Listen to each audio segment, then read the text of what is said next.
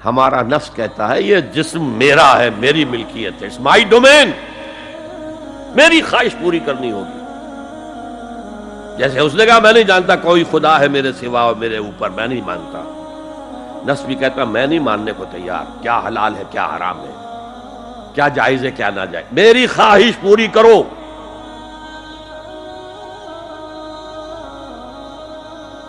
اس کے خلاف جہاد، یہ پہلی منزل کا جہاد ہے. اور آپ کو معلوم ہے 3 منزلہ عمارت ہے تو بلند ترین تو ہے تیسری منزل، اہم ترین ہے پہلی منزل. پہلی منزل بنے گی تو دوسری بنے گی، دوسری ہوگی تو تیسری بنے گی نا. پہلی منزل یہ ہے اور اہم ترین یہ ہے.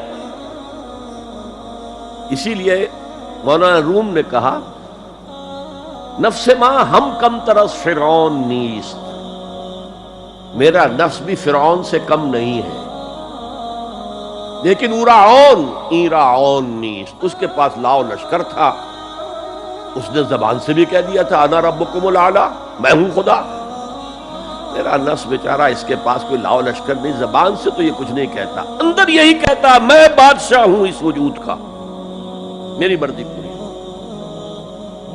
اسٹرگل اگینسٹ دس بیسر سیلف، ایک سیلف ہے اونچی سیلف، خودی، انا، ایگو، اور ایک ہے یہ بیسر سیلف، یہ ہماری جبلتیں جو اندھی بہری ہیں، جو حلال اور حرام سے انہیں کوئی غرض نہیں، ان کے خلاف جہاد کرنا.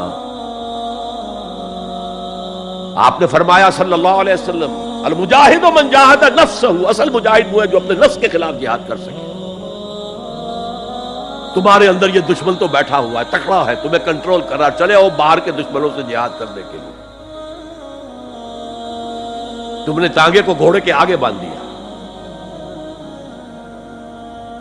اور ایک دفعہ حضور سے پوچھا گیا ای الجہاد افضل یا رسول اللہ، اے اللہ کے رسول سب سے افضل جہاد کون سا ہے؟ فرمایا ان تجاہد نفسک فی طاعت اللہ، اپنے نفس کے خلاف جہاد کرو، اسے اللہ کا مطیع کرو. یہ جو اندر کی کشمکش ہے، کشاکش ہے، یہ جہاد فی سبیل اللہ کا نقطۂ آغاز، اللہ کا مطیع بنانا ہے نفس کو. اس کے ساتھ 2 سب لیول اور ہیں. اس نفس کو بھڑکانے والی ایک قوت ہے انویزیبل، اور ویزیبل بھی ہے. انویزیبل قوت سب سے بڑی ابلیس، شیطان لعین، اور اس کے چیلے چانٹے جنات میں سے. اور ویزیبل میں انسانوں میں جو اس کے ایجنٹ ہیں، جو فحاشی کو کلچر کا نام دے، یہ اس ابلیس کے چیلے ہیں. ان کے خلاف جہاد نہیں کریں گے آپ. اگر آپ ان کے خلاف ایگریسو ایٹیٹیوڈ اختیار نہیں کریں گے تو آپ ان کے دباؤ میں آ جائیں گے. ان الشیطان لکم عدوا فاتخذوہ عدوا، اے لوگو یہ شیطان تمہارا دشمن ہے، اس کو اپنا دشمن سمجھو. وہ تمہیں سبز باغ دکھاتا ہے، بدی کو مزین کر کے دکھاتا ہے، اچھے اچھے نام اس کے رکھ دیتا ہے، اور تمہیں آمادہ کرتا ہے بدی کے ارتکاب پر. نہیں، وہ تمہارا دشمن ہے. افتتخذونہ وذریتہ اولیاء من دونی، تم مجھے چھوڑ کر اسے اور اس کے چیلے چانٹوں کو تم اپنا دوست بناتے ہو. نہیں، شیطان کے خلاف جنگ کرو. اور تیسرا اس پر سب لیول کیا ہے؟ معاشرہ اگر بگڑا ہوا ہے، اس کا عمومی رجحان برائی کی طرف ہے، تو سوشل پریشرز آپ کو ادھر دھکیلتے ہیں.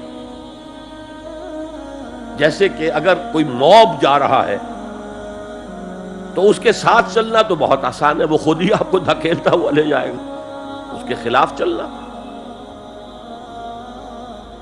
بہت مشکل کام. ہو سکتا ہے آپ بڑی زور لگا کے 4 قدم آگے بڑھیں، پھر کوئی ریلا آئے 10 قدم پیچھے لے جائے.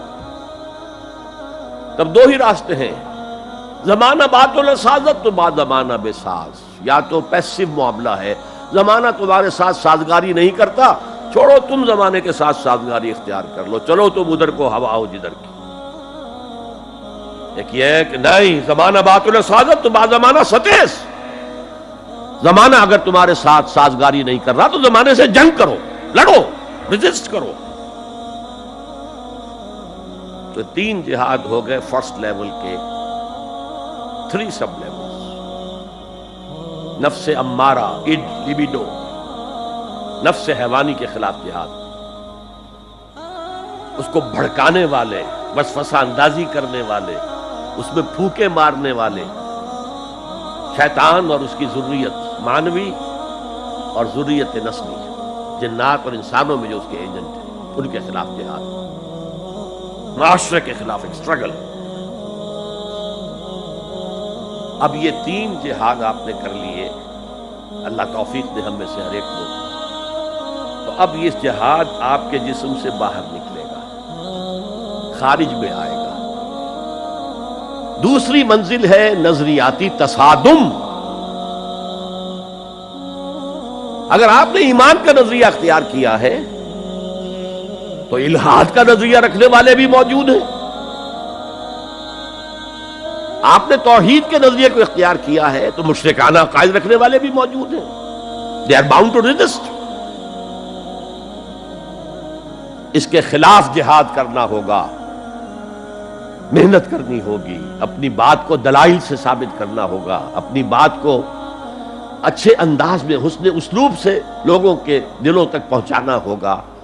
ظاہر بات ہے وقت لگے گا، جان کھپے گی، اور اگر آپ انتہائی سنسیئر ہیں یہ آپ کا ایک لائف لانگ اور ہول ٹائم جو ہے آپ کی انگیجمنٹ ہوگی ہے۔ اینڈ ٹائم از منی۔ جہاد بالمال، جہاد بالنفس۔